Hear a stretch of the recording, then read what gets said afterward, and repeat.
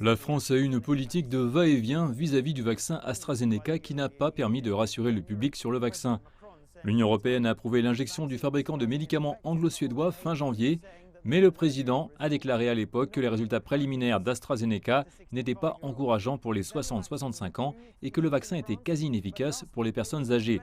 Ensuite, le vaccin AstraZeneca a été progressivement déployé ici, mais il a été suspendu pendant 3 jours la semaine dernière, pendant que le régulateur européen des médicaments analysait ses liens avec des rapports de caillots sanguins très rares mais graves. Aujourd'hui, le vaccin est à nouveau utilisé, mais uniquement pour les personnes âgées de 55 ans ou plus. Les politiciens ici ont essayé de récupérer cette confiance perdue la semaine dernière. Le Premier ministre français a eu son premier vaccin contre la Covid-19 et il a reçu le vaccin AstraZeneca en direct à la télévision.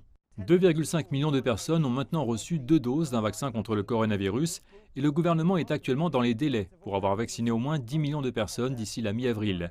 Parallèlement au programme de vaccination, de nouvelles mesures de confinement sont entrées en vigueur ce week-end.